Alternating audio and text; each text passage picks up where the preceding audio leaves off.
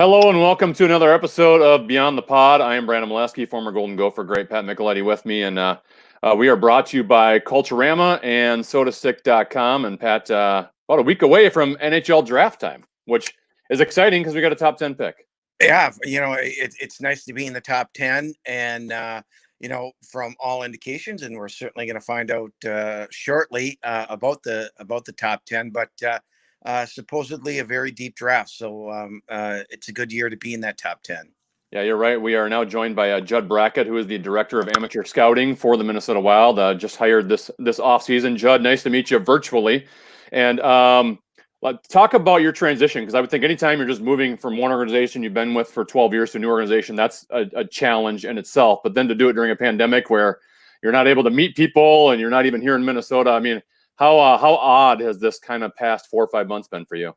This has been a challenge for sure. Obviously, just changing teams and getting to know new people that you're working with and building rapport and trust is one thing, but to do it with a bit of a deadline looming with the draft that hasn't taken place. So, there was some urgency to it as well. It wasn't just a matter of meet and greet and start to familiarize yourself with everyone, but it was also, with an eye to early October and knowing that, the fruition of a full year of scouting is going to conclude here. And so there was some urgency to it as well. And challenges with the pandemic, right? Not to get in and see playoff games and, world championships. So, we've been able to utilize video and a lot of Zoom and WebEx calls and, done the best in a challenging situation, but there's always positives out of this too, right? Maybe we'll incorporate more video, more Zoom, more things of that nature, just to continue the communication. So always try and find something positive out of a challenging situation. Hey, Jed, does your philosophy change in terms of I don't know, not how you evaluate players, but maybe I've got to maybe look for this type of player now that I'm with this organization? Absolutely. Each team, across the league might have a different blueprint as to how they see success being achieved. So, whether it's a big, heavy, hard physical team, or if it's team speed and skill, or a defensive bent to the approach. Obviously, there's no perfect player. We're in search of them, but for us, it's good to have direction and to have criteria that we're looking for as scouts, so that we can start to build a prospect pool and have players that are going to play the way we envision a Minnesota Wild being team playing and achieving success and ultimately winning a Stanley Cup. It seems like it'd be. Oh, go ahead. Well, I just in that same tone or thought, typically number one, number two, we know pretty much that they're going to make a team. Okay, after that, you've got 3 through 15, whatever, you've got a lot of really, really, really good players. I guess my question is, and not specifically to the Wild, but when you look at a player, okay, and he's got skill, he's got speed, he's got smarts, what is it that gets that guy who is a first rounder, maybe a top 10 or whatever the case may be, that you say, this guy has a chance to play right away next year? Is there something that you look at that kind of gives you the, I think this guy's going to be in the NHL next year? Yeah, there are always key indicators on each player, right? When we're talking 17 years old, guys are at different stages mentally, physically. So, if we're looking at sort of short run, who's going to be there soonest, that arrive in the NHL sooner than others, it could be their physical development. It might be their hockey sense, their ability to, their versatility too, right? A lot of these guys are top line scorers. They're not going to jump in and do that. So do they have the details in their game to play maybe out of position for them, or take on a role that is, that's uncomfortable, maybe somewhere in the bottom half of a lineup and be a penalty killer. So, we probably don't talk a lot about who's ready for next year we're more focused on who's going to be the best when they arrive. You have a lot of hockey players to keep track of. You mentioned 17-year-olds. There's a lot of 17-year-olds in the world playing hockey. We tend to focus on the number 9 pick because that's the one that's going to have the most immediate impact. But obviously, you have 7 rounds worth of players you have to draft. What percentage of your time is devoted to who you would pick at number 9, or depending if you move up or move down in that range, compared with the rest of the draft?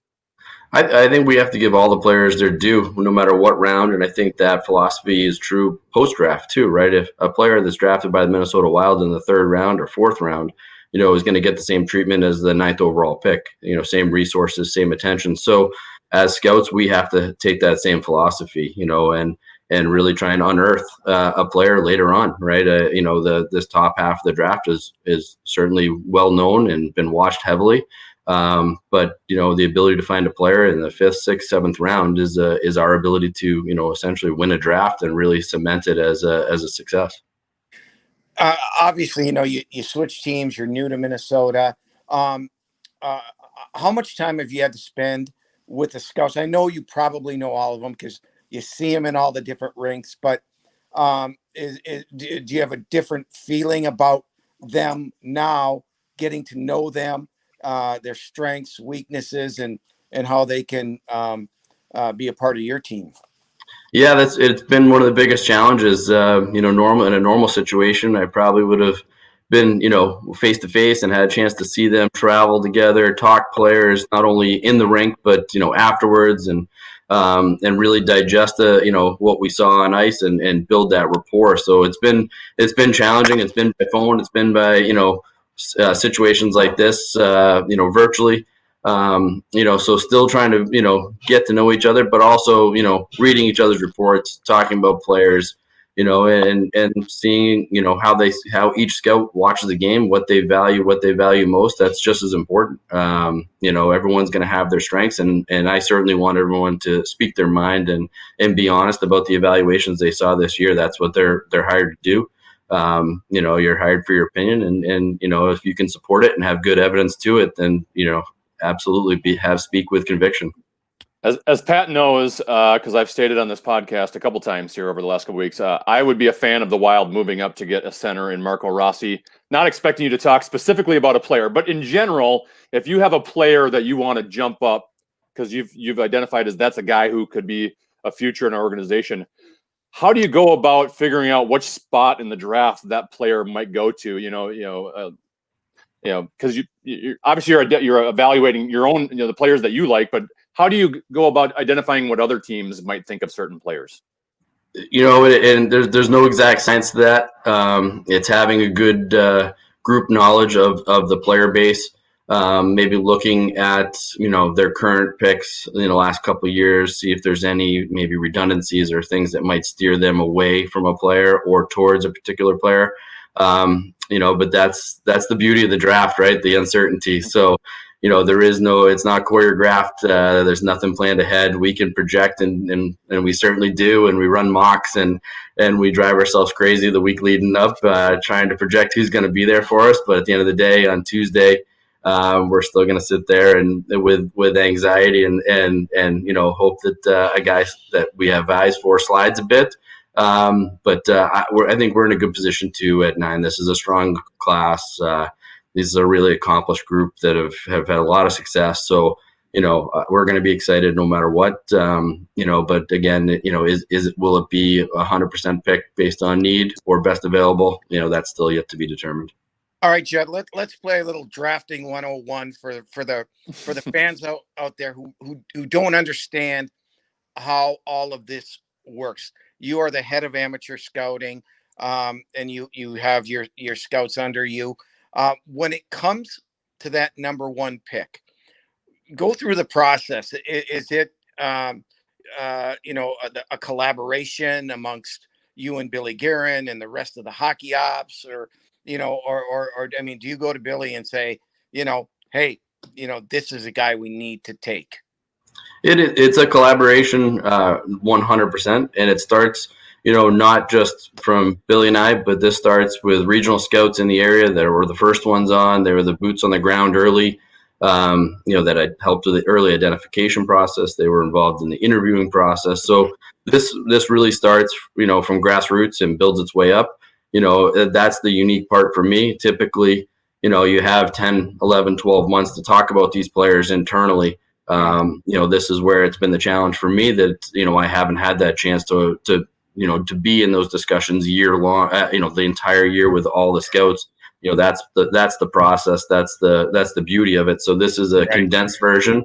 But yeah, we as a scouting group are unified, and we're aware of strategies and situations that might change. But we do our best to state our case, and that this is the player and this is the order, but we have to be prepared, and we always have to be prepared to validate that decision too. It can't be just a gut or a hunch.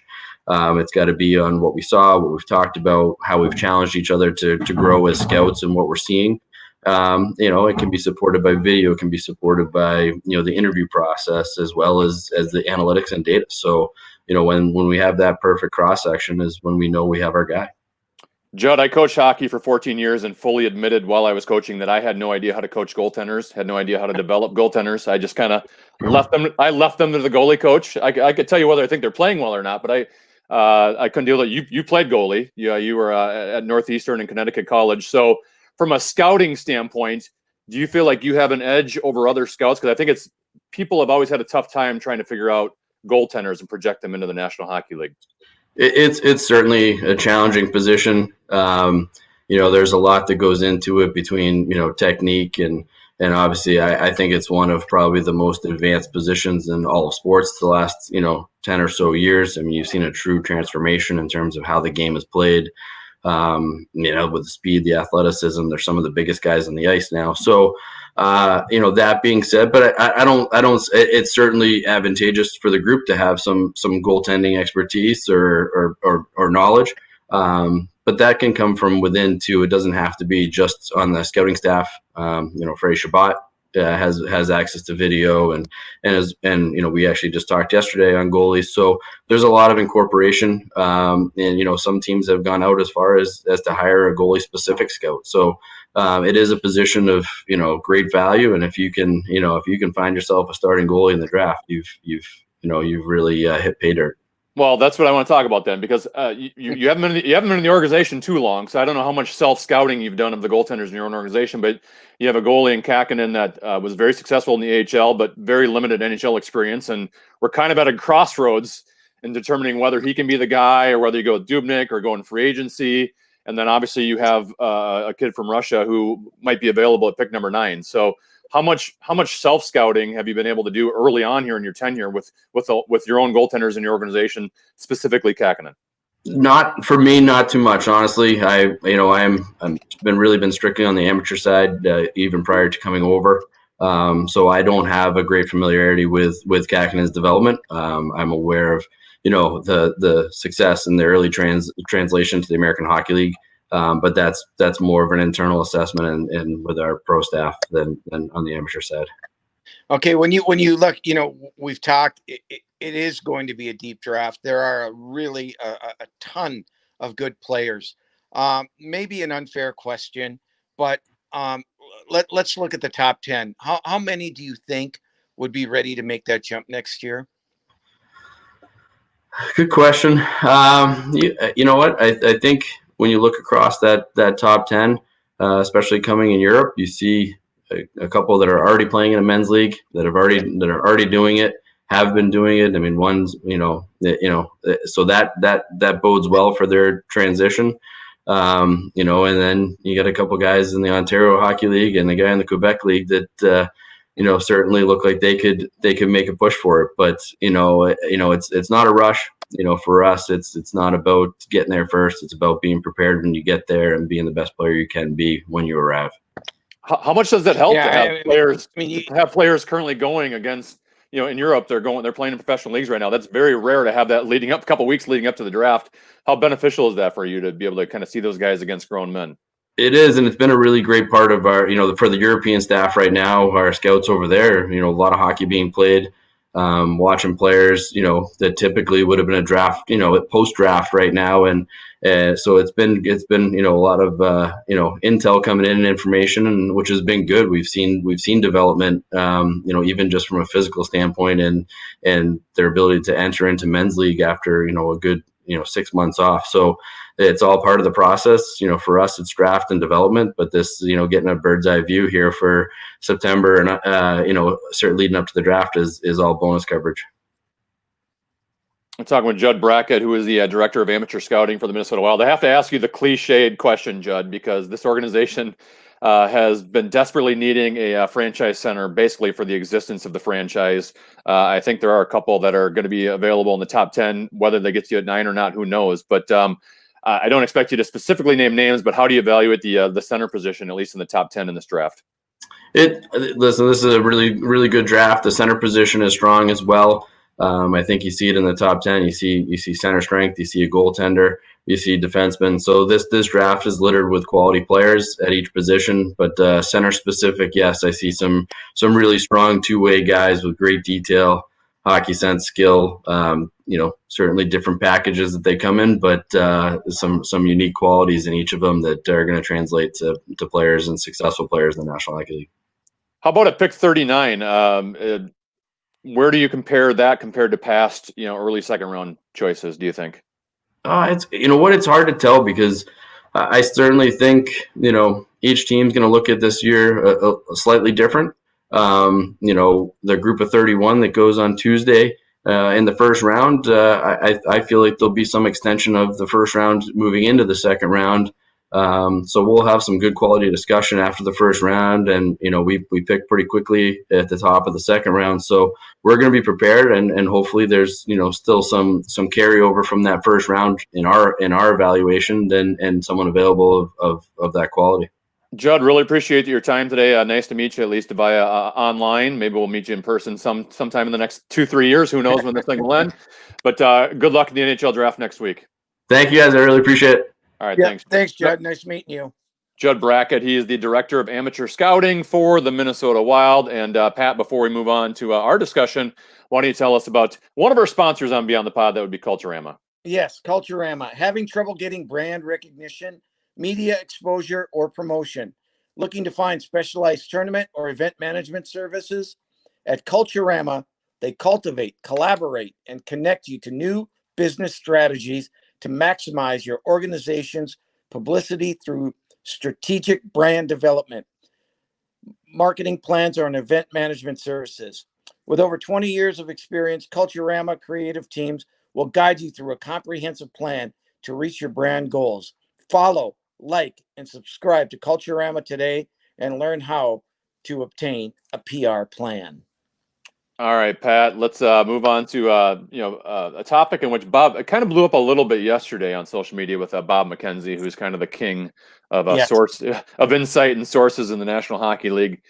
He basically dismissed it, and it seemed like everyone else dismissed it as well. That being said, I am a believer there's a little bit of, if there's smoke, there's fire, Pat, and there were kind of some Jack Eichel trade rumors, and basically McKenzie said that there were a couple teams that reached out to Buffalo about Jack Eichel.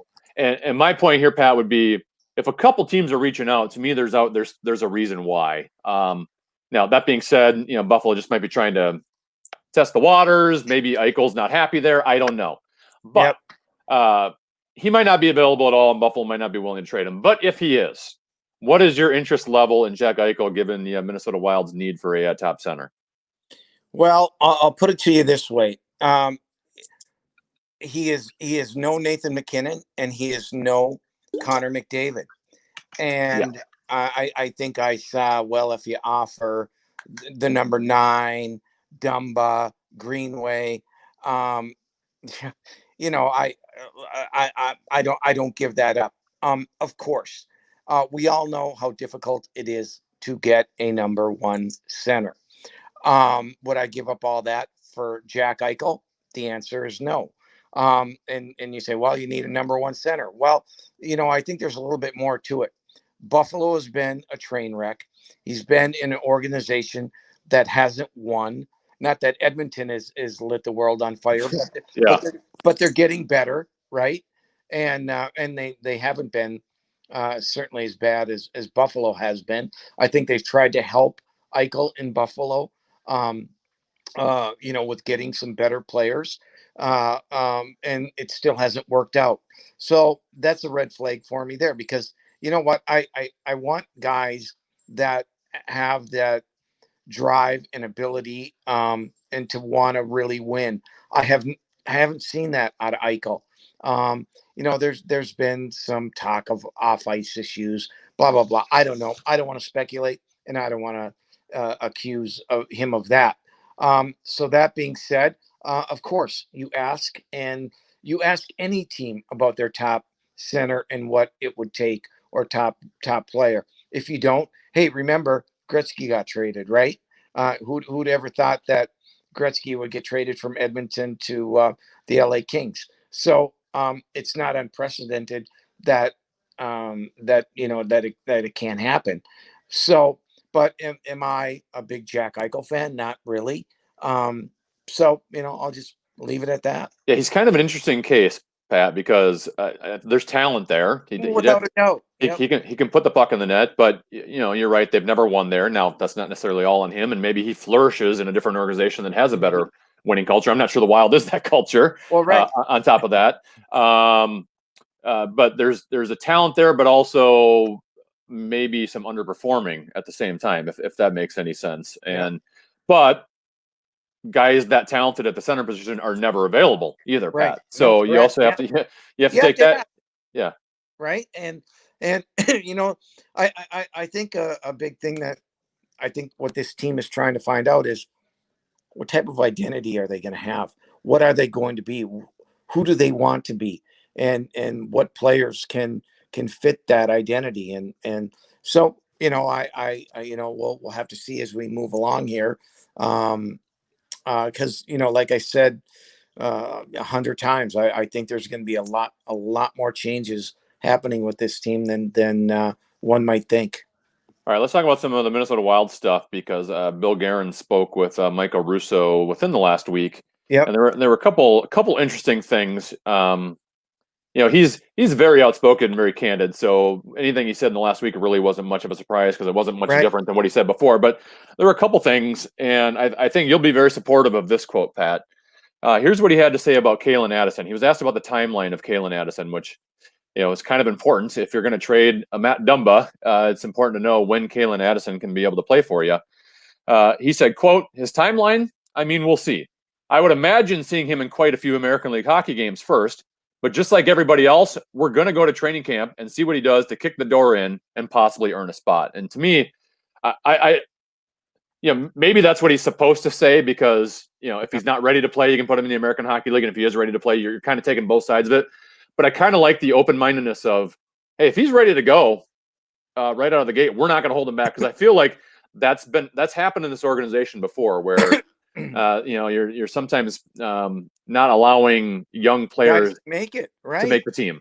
Yeah, and I loved hearing that, because that's going to filter down to him, and he knows coming into camp that he's going to have a crack at it. And whether he's ready or not, we'll see. Chances are, especially if Dumba's not moved right away, he's going to be down. So, but that's okay. But at least it gives him confidence and a thought and a projection and something to reach for. And so I think that's great. And listen, I like the way Guerin is really handling all of this. He's upfront, he's honest, and there's nothing fake about what he's saying, in my opinion. And he knows. I think he said something pretty interesting too about the fans get attached to players, and what are you doing? How can you do this? You know what? He's not. This is not a popularity contest for him. This is about making the organization better, doing what it takes to try to get a Stanley Cup winner here in Minnesota. Yet we know it's not going to happen overnight, but the attitude and the thought process is, I think, has been off the charts. I mean, the jury's still out on Bill Guerin. We're still going to have a couple of years, but I will say, Pat. But I'll say, Pat, he's a winner. Yeah, he knows what the culture of a winning locker room is supposed to be, and who knows how good he is at evaluating talent. And he's never been in this spot before, but I think he knows what a winning culture and a winning locker room and a winning organization is all about, because he's done it multiple times in different organizations. Yeah, and guess what? They may get a team together that is really, really good, and not win it. But I'll go back to this. It is incredibly hard to win a championship, and everything has to fall for you. And breaks are needed, and luck is needed, and a goaltender needs to get hot, and Yep. injuries and all of that. So, but I think, but you're right. To your point, is that he knows what it takes to become a winner, and that bodes well for Minnesota. Who would have thought Anton Hudobin would have been leading a team Stanley Cup final, huh? Wow, there you go. Right, he was a Yeah. backup. Wasn't going to play at all. He wasn't. But Bishop got hurt, and then Bishop didn't play well, and then all of a sudden you get your chance, and I mean, he was fantastic for Dallas. How about the depth in that Tampa Bay organization to win a Stanley Cup without one of your best players? Yeah, and then to miss another, I think Point was out a game or two, and Yep. Incredible. I mean, 1 through 4, they were the best team in hockey. There's no question about it, and they had to win it this year too, because there's no way that they can keep everyone that they have. They're going to lose somebody, and whether it be a Killorn or a Cirelli or Tyler Johnson. I mean, we don't know, but hats off to them, and congrats to former Gopher Todd Richards, who's on that staff. A little vindication for him after being a head coach for a couple different organizations, including this one, and he gets a Stanley Cup ring. So good for him. All right, back to the Wild. We mentioned Kalen Addison and the timeline of him. I guess what might help the Wild if they were to trade a Matt Dumba would be to have someone like Carson Soucy, who it sounds like they're in contract negotiation. It almost seems like the negotiations are eventually going to come together, and he'll be a member of this organization. I didn't like the way he played in the postseason, but let's face it, that's after 5 months off, and it's just a little 3-4 game stretch. So I'm not going to take too much into it, because I thought he had a pretty decent year, and has shown at least the capability to play in a top 4 role, at least temporarily, if you were to trade away Matt Dumba. Well, I think that's a great point, Brandon. I think early on in the season he had showed that he can do that. Now, can he do it for a full year with all the pressure and everything involved and expectations, expectations and everything involved in that? I think that will determine whether they are, trade him at Dumba or somebody else back there. So, I think they'll get him signed. He's a good kid. I think he fits in well with the team. And so, I think they'll get it done. I want to talk about Ryan Donato, because he had 14 goals this year in a very limited role, fourth line, sometimes in the press box. And in terms of how many minutes he played, he might have scored the most goals on the team. Yep. And actually, we have some issues with your audio right now, so I'll take that time to talk about Soda Stick. Let's do that right now. Go to sodastick.com to get your original Minnesota sports inspired goods. If you haven't seen this stuff yet, you got to check it out. All of their apparel is screen printed here in Minnesota on super soft, super comfy shirts and hoodies. You will love it. We are going to hook you up with free shipping on your next order. Use the code KFN for free shipping. That is sodastick.com. Original Minnesota sports inspired goods. Use the code KFN for free shipping. We got Pat back on. And Pat, like I said, I want to talk about Ryan Donato. Bill Guerin's been talking about him. I saw quotes, and I'm paraphrasing here, basically saying, we didn't do it right by him, that, he should have gotten more ice time. He should have gotten more top 6 role. My take on this, Pat, is I think he's just trying to talk him up to trade him, because if you thought you weren't putting him in the best role last year, then why didn't you just do it? On a team that wasn't necessarily a superstar goal scoring team.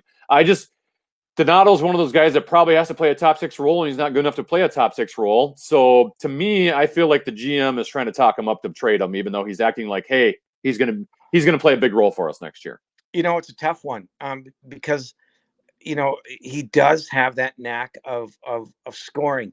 I think the more minutes he plays, the more trouble, and I hate to use the word trouble, that he gets in, because I think he gets tired, and when you get tired, Brandon, then you're not skating as well, and you're getting not lazy, but you don't have that same zip in your game. Um, if there were a way to use them on the power play, and in a role that I don't know if a third line left wing spot fits him or not. It all depends again on what they're trying to do as a team, and what type of style they're going to play. Ryan can play in the NHL. I mean, you score. I think he had 14, and all of them were even strength. Yeah. He can play in the league, but Yep. what team is going to put him in that top six? I don't know if it's here or not, but he plays with a little bit of swagger to his game. Yeah. Well, and you like that. You call it cockiness, call it whatever you want, but you like guys like that on your team. So I think a lot might depend on what happens with Zach Parise and if they bring him back, or because all of a sudden you got a glutton of guys at left wing. So we'll have to see. Well, and we've talked about this ad nauseum, Pat, but Yep. the center position, probably another one of those that affects Donato, right? I mean, Donato's a shoot Sure. first kind of guy. If you could find a playmaking center that can set him up and put him in the right spots, maybe you see Donato explode a little bit. And we don't have that. That's been a big issue with his organization, is we don't have centers that can kind of elevate our wings to make them score more than they have been.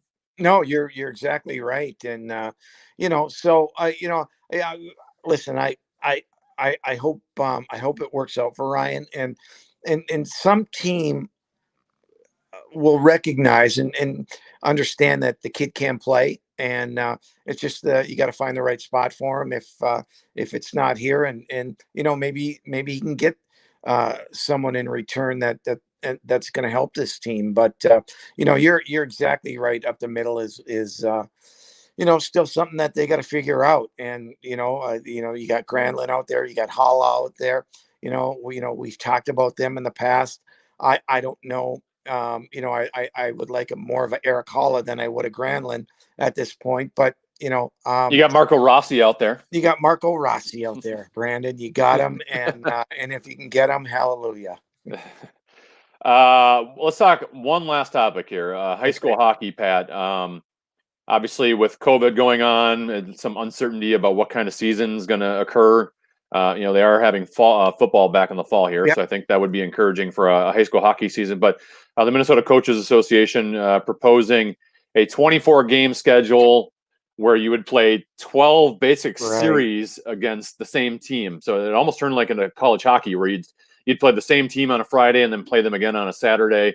They're going to try to cut down on travel and have it be all teams that are geographically near your high school. Do you think that the State High School League is going to approve a 24-game schedule when they've tried to reduce all the schedules for everyone else? And do you think we'll have a normal section in State High School Hockey Tournament? Nothing is going to be normal for a while, but here's what I will say.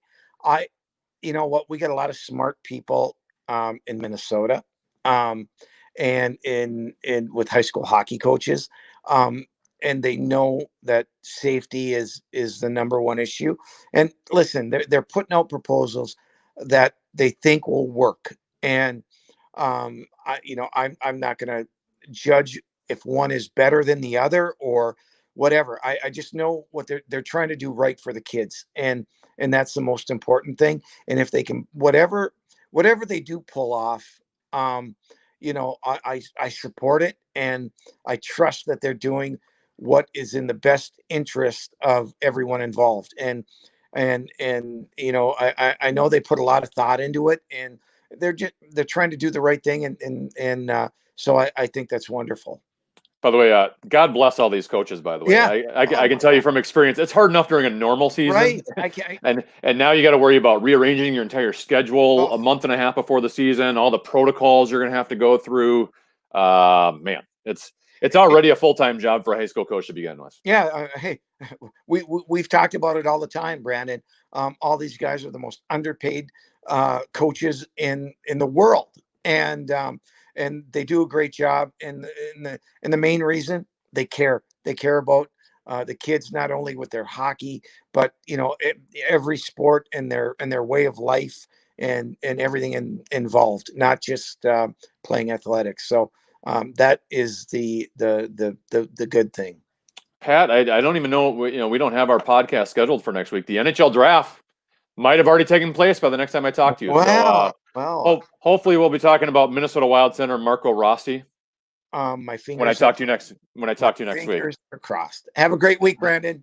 All right, thanks. Thank you.